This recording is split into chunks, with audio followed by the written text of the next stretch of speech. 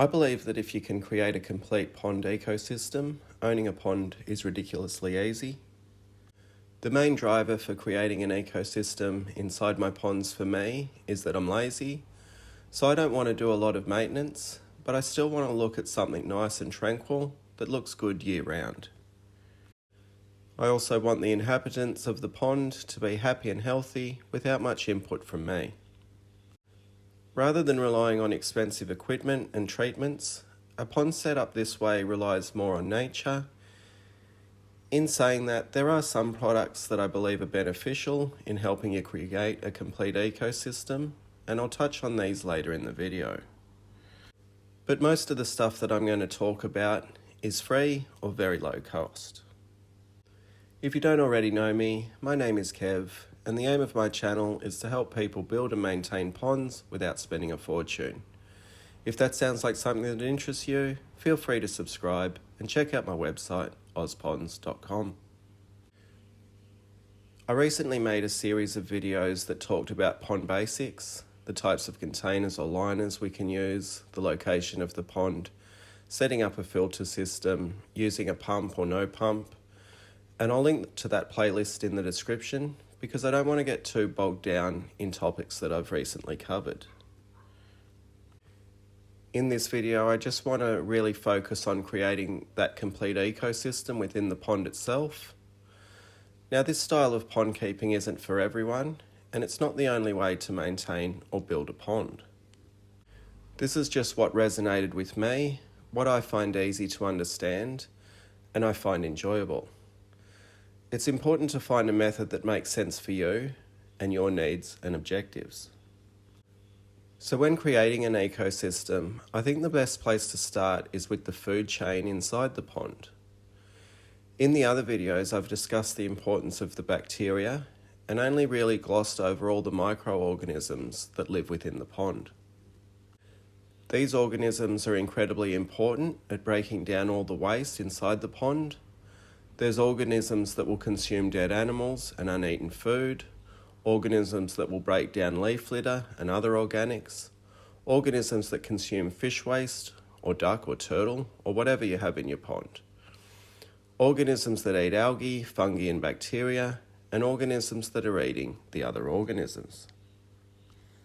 This intricate food web is an incredible resource for a pond owner as it provides free food for the fish, broken down nutrients for the plants, and reduces the amount of work that we need to do.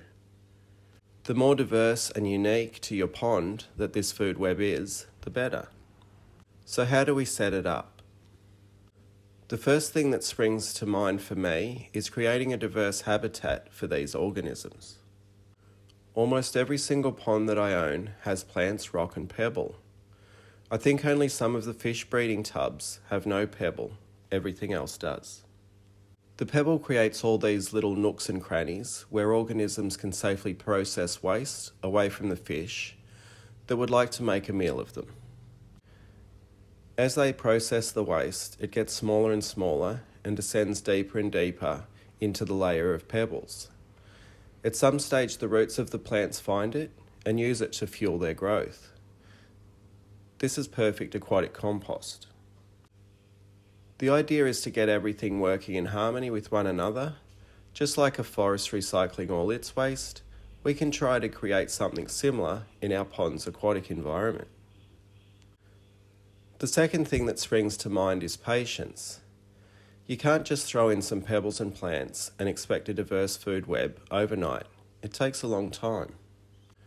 Have you ever heard people say ponds get better with age? I believe it's true. As the pond matures, it takes care of itself more and more. New ponds are notorious for algae outbreaks. You can't keep the rock and pebble clean, you start cleaning it all the time, or you keep adding different products to get it under control. The poor pond's like an awkward teenager covered in pimples. It doesn't have an identity yet, it hasn't established itself. We need to give it time. We need to allow the algae to run its course. We need to allow microorganisms to colonise the pond. We need to allow nutrients to build up and the plants to grow. The third thing that springs to mind is that we overstock and overfeed our backyard ponds, especially in the very beginning. It's so exciting to buy new fish and then feed them, and they look hungry all the time.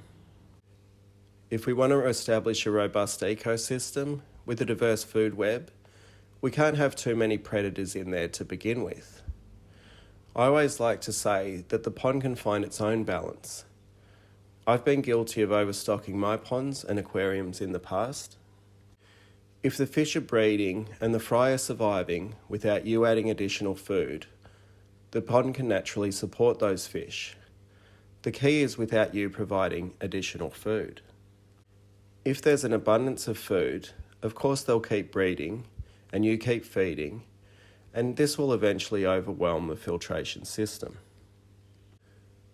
The fourth thing that jumps out to me is helping the food web establish. Some of the organisms that will colonise the pond are larvae stages of land-based insects, and they can easily find the pond and colonise it on their own.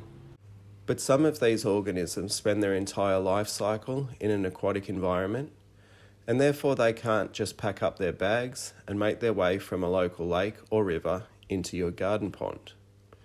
If you're lucky, they might hitch a ride with an obliging duck. Lately, I've been collecting different samples of water and mould and decaying materials from some of the healthy waterways in my area.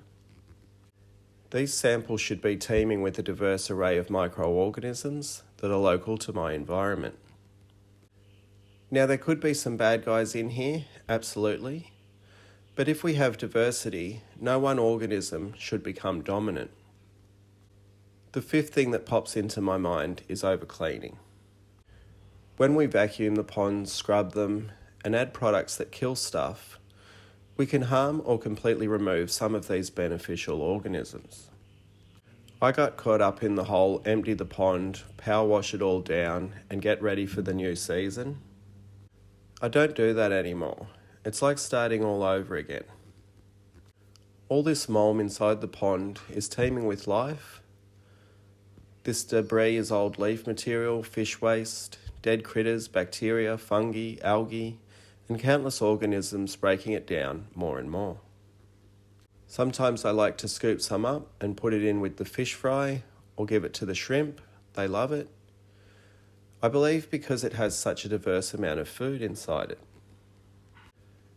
And at times the mulm can build up a bit too much for my liking, and I'm happy to net some out or vacuum it out.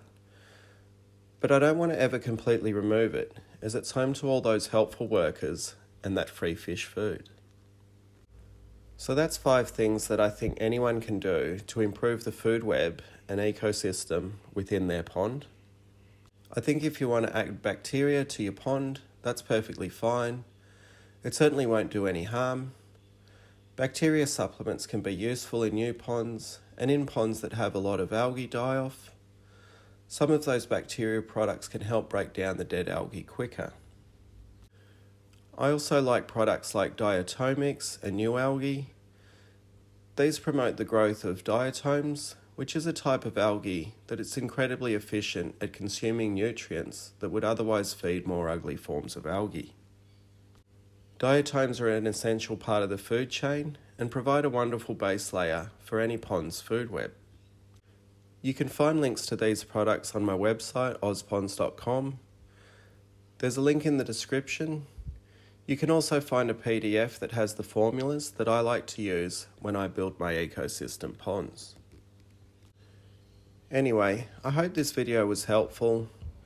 If it was, feel free to tickle the thumbs up button. Thanks for watching. See ya.